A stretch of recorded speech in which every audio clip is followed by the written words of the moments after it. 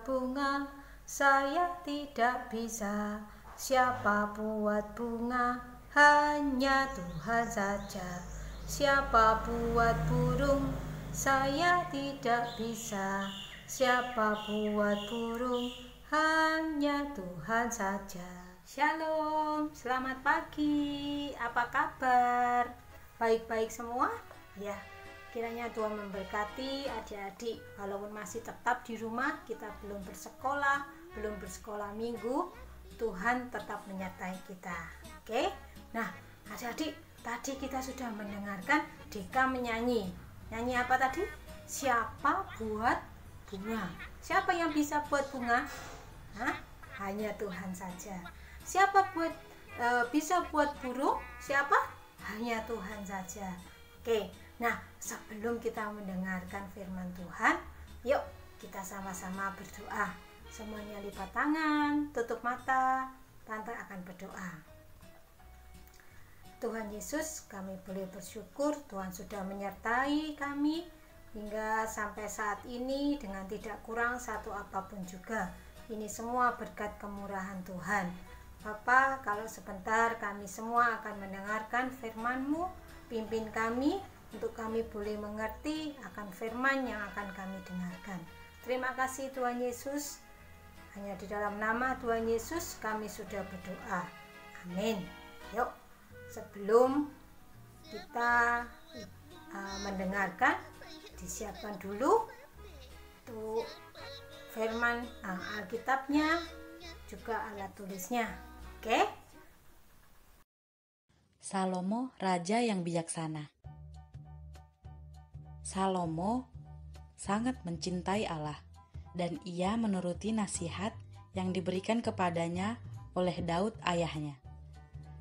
Allah sangat senang kepada Salomo, dan karena itu, pada suatu malam, ia berkata kepada Salomo dalam mimpi, "Salomo, apa yang kau inginkan untuk kuberikan kepadamu?" Mendengar ini, Salomo menjawab, "Allahku, aku masih sangat muda dan tidak tahu bagaimana mestinya memerintah. Maka kiranya engkau memberikan hikmat untuk memerintah umatmu dengan cara yang benar." Allah senang akan apa yang diminta oleh Salomo. Maka ia berkata, "Karena engkau telah meminta hikmat dan bukan umur panjang atau kekayaan, maka aku akan memberikan kepadamu hikmat yang lebih banyak daripada yang pernah dimiliki oleh siapa saja yang pernah hidup. Tapi aku juga akan memberikan kepadamu apa yang tidak kau minta, yaitu kekayaan dan kemuliaan." Tidak lama setelah itu, dua wanita datang kepada Salomo.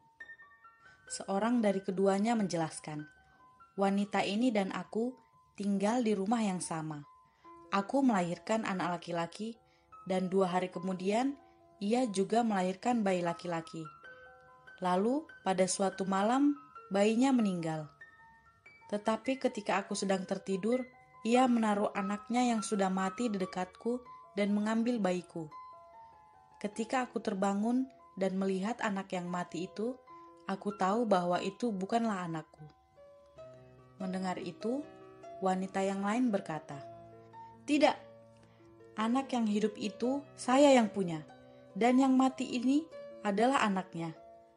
Wanita yang pertama menjawab, "Tidak, anak yang mati itu kau yang punya, dan yang hidup itu aku yang punya."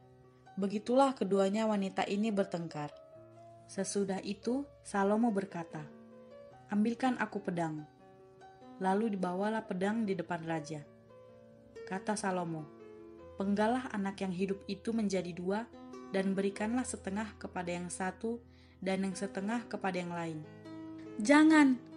teriak ibu yang sebenarnya dari bayi itu. "Mohon jangan dibunuh bayi itu, berikanlah kepadanya." Tetapi wanita yang lain berkata, "Jangan berikan kepada siapapun, penggallah." Akhirnya Salomo berbicara, "Jangan bunuh anak itu, berikanlah kepada wanita yang pertama. Dialah ibunya yang sebenarnya." Salomo tahu hal itu, sebab ibu yang sebenarnya akan mencintai bayi itu sampai-sampai ia rela memberikannya kepada wanita yang lain supaya anak itu tidak dibunuh. Ketika seluruh orang Israel mendengar keputusan hukum yang diberikan Salomo, maka takutlah mereka kepadanya, sebab mereka melihat bahwa hikmat daripada Allah ada dalam hatinya untuk melakukan keadilan.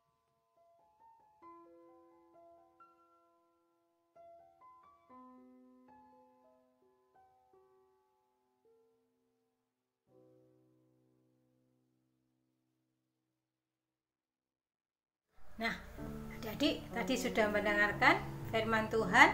Nah, itu nanti kalau kamu mau membaca di firman Tuhan, diambil dari 1 Raja-Raja 3 ayat 1 sampai 15 bisa dibaca. Oke. Nah, apa ceritanya tentang Raja Salomo yang meminta hikmat? Ya, hikmat itu beda dengan kepintaran atau kepandaian. Kalau hikmat itu berasal dari Tuhan, ya. Jadi Tuhan yang memberikan hikmat buat kita anak-anak Tuhan. Nah, tapi kalau kepandaian atau kepintaran itu kita dapatkan dari sekolah, ya. Kalau kamu sekolahnya rajin belajar, ya, setiap kali mengerjakan tugas, lama-lama kamu akan jadi pintar, ya. Itu berasal dari manusia, dari pendidikan, ya.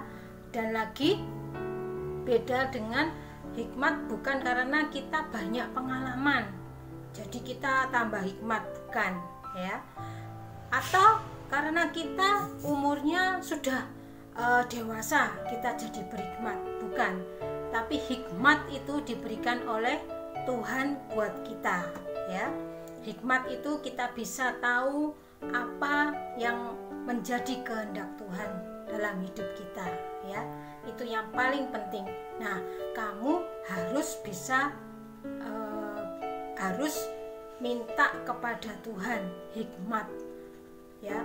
Hikmat supaya kita bisa mengerti kehendak Tuhan, apa yang Tuhan inginkan, dan kita bisa menyenangkan hati Tuhan. Oke? Nah, nanti setelah ibadah ini ada link yang akan dibagikan. Di situ ada kuisnya.